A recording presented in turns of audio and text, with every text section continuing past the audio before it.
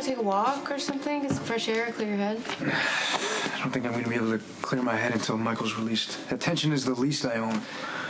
Okay, I know that this is difficult, but I think what you need to do is separate your intentions from the outcome.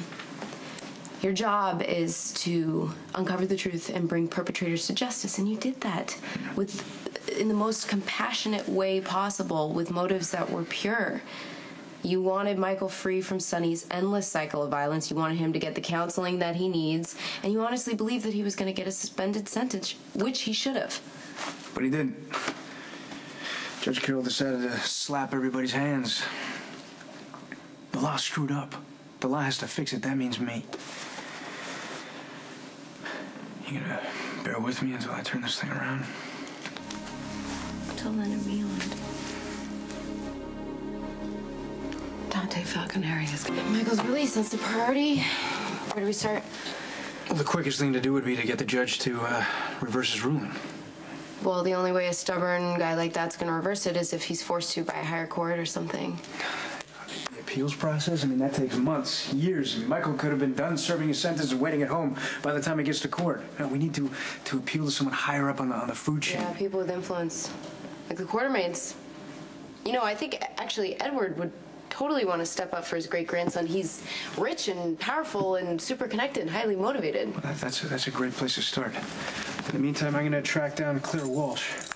She knows the federal court system better than any of us. How is Claire motivated? Well, she made a mistake. She let her ambition cloud her judgment. Now, there's a kid facing 5 years in prison who shouldn't be there. She's got to feel guilty. If she doesn't, I'll just push some buttons.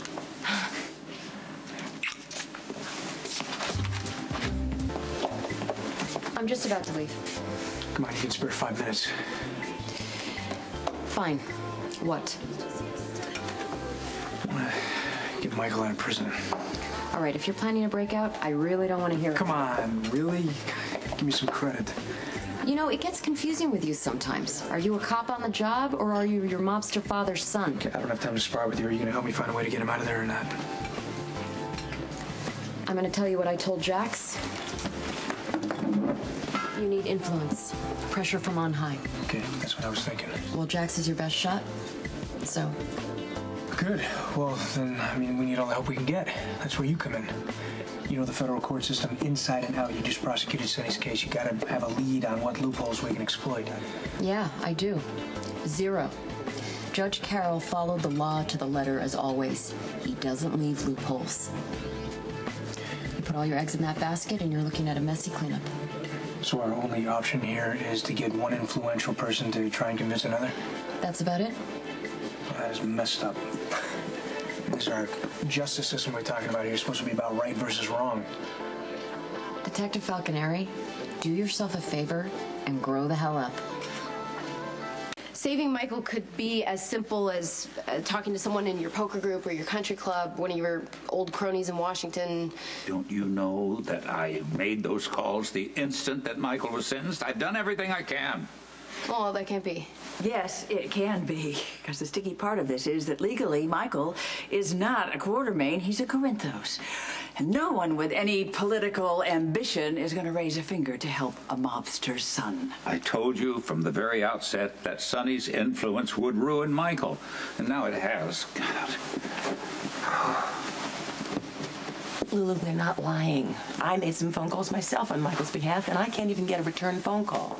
Michael's future, unfortunately, is looking bleak and bleaker. But you're the one I'm concerned about.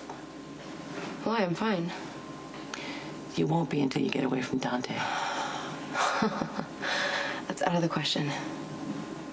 Lulu, he's as toxic to you as Sonny is to Michael. That's absurd, because Dante is nothing like Sonny.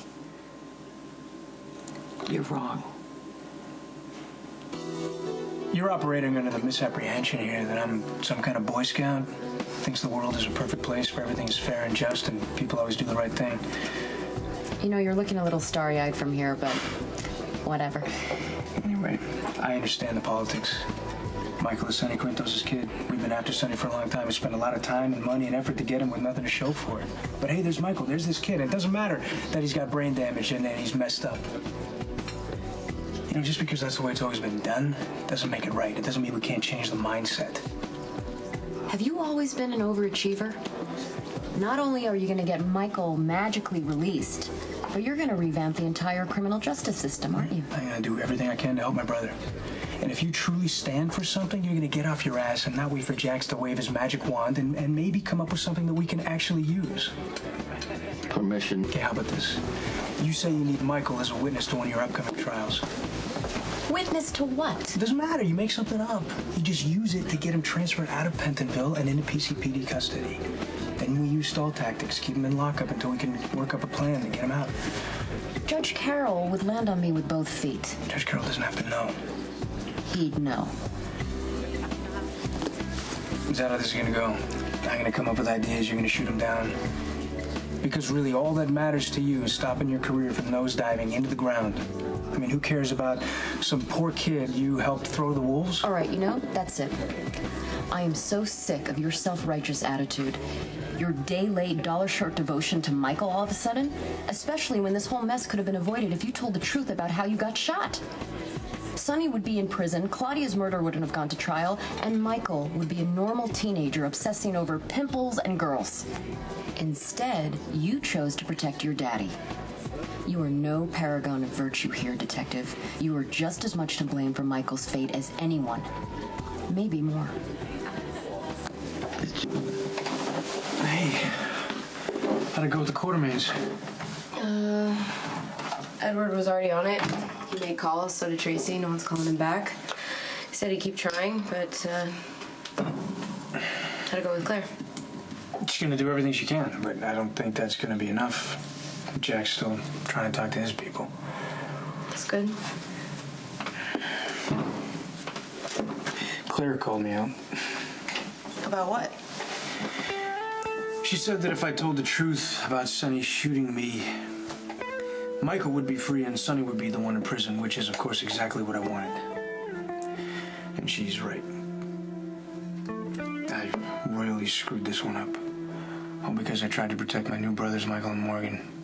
I mean, I let my emotions get in the way of my better judgment and my job, all because Sonny turned out to be my father.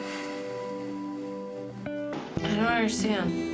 I thought the only feeling you had about Sonny was disgust.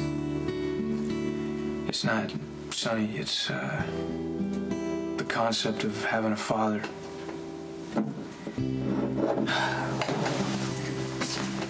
Works on you, you know? I mean, you pretend it doesn't, but it does. I mean, you wonder why you don't have a father, where he is.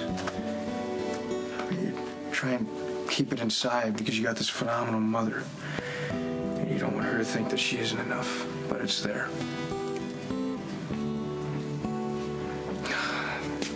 Idiot. Thought I left all these stupid daddy issues behind me somewhere along the road. And one day, the elusive figure actually exists, and he's a scum of the earth. It all got complicated and confusing, and it really shouldn't have been, but I mean, just for a split second, I wavered. You know, because I found my father, and now my brother suffers.